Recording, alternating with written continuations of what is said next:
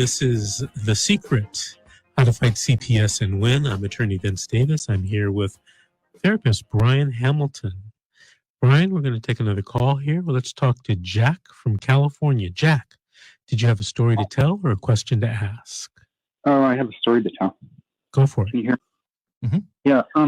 My children were taken illegally from us last October.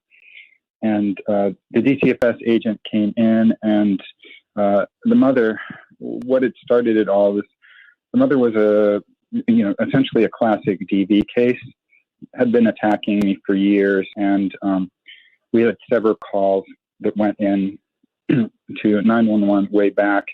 I sort of mistakenly, and the big, what she would do is just go into a rage and start, attacking me. And what I would do is I was a wrestler growing up, so I subdued her. I just put her in sort of a hold until she would wrap, just like a straight hold sort of from behind. And she would eventually calm down, and everything was fine. But a couple of times she got really bad, and initially I started calling 911 I called them 3 different times, and they came out and diffused the situation. And I figured that, she would catch on to sort of stop doing that. And the 4th time, and this is way back, this is, I'm sort of going back to how it all started. The 4th time that it happened, there was a sort of an emergency. We were going into, my one son is, he had some medical problems, and we were going into surgery a few days later. So the same thing happened. I restrained her, but I let her go a little bit early, so she thought that she would preempt me and call 911. And of course, 911, the police came, and here I am, the mail and everything, and I just got taken in. I sort of took the fall for her, and so I went through all the classes, got out, and the DV charge, everything was dropped. Each situation was easily explained, but that was on my record, right?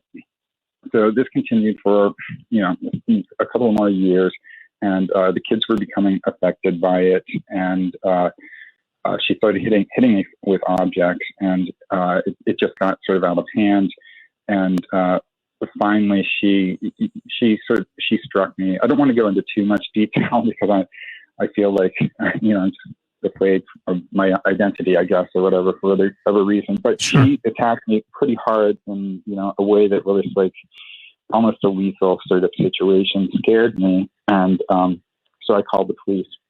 And one of my younger son, I have 2 kids. One is 4 and the other's 2, and the younger one was at home, the other one was in school, and the police came out, and because the kid was there, of course DCFS got involved.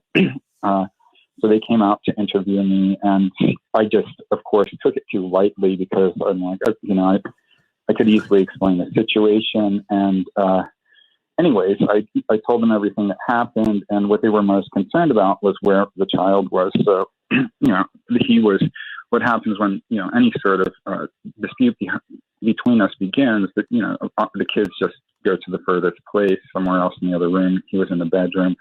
And so I explained the whole situation to him, and he asked me 3 times, and I don't want to say how I have records, but I have immaculate records. I have records that you just can't imagine. I believe your assistant may have told you a little bit about me, and what I have, but I have records. I know that what this guy said. He went and put on the report that my child was in the room with us when it happened, and that sort of, it immediately sealed the deal that they just grabbed the kids. So, and when everything began, I was very confident. All I had to do was tell the truth. I was obviously, the good guy in the situation. But what had taken place was when I went in for the DV charge, on her, I got a restraining order put against me that lasted for 3 years. So I was in this nightmare situation where I was staying at home for my kids to protect them, just to make sure that, her violence was always towards me, right? but I was afraid that if I left, I just took off, which everybody was advising me I do, because at any moment, and she would do this, she wanted me out of the house, or she got really mad, she would just dial 911, and immediately I'm scrambling to get out the door because, of course, they just come, no questions asked. I go straight to jail. So, I lived under this for, 2 years, the constant threat of that, all the time. I was being chased out of the house with a 911 call. She's, still herself. I'm living in an apartment where the neighbors are very close. We had several calls. The police came over to defuse the situation. They could immediately see what's going on. They never even checked, me with a restraining order, because it was very clear what was happening.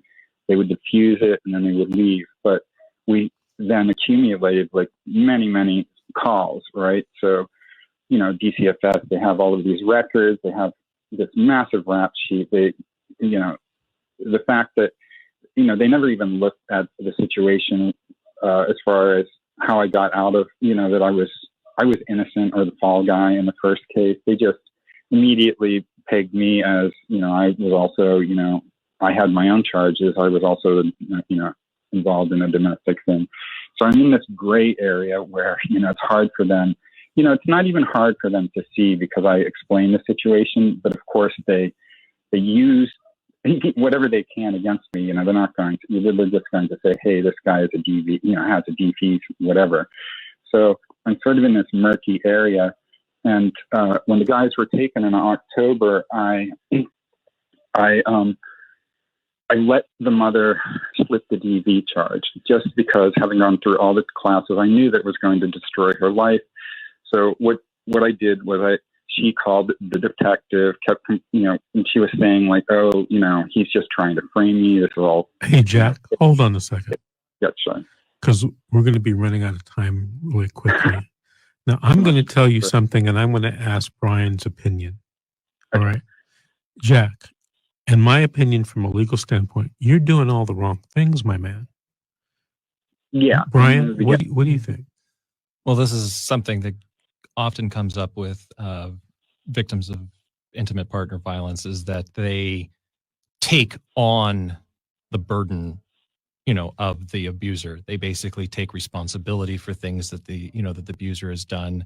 They recognize that that certain things are going to, affect their lives, and they have empathy for them, and they try to make sure that like their kids still have a relationship with with the person, and so on and so forth. But again, as Vince was saying, that what happens is that makes it look like the abuser isn't engaging in the abusive behavior. And a lot of times, they're like, well, I don't want to file charges against them because it's going to hurt them. I don't want to make a police report because it's going to hurt them long term. And so basically just being aware that you are a victim here, and that this is affecting you, and this is affecting your children, and just being able to say, like, I want to make this stop. Hey, Jack, you know what?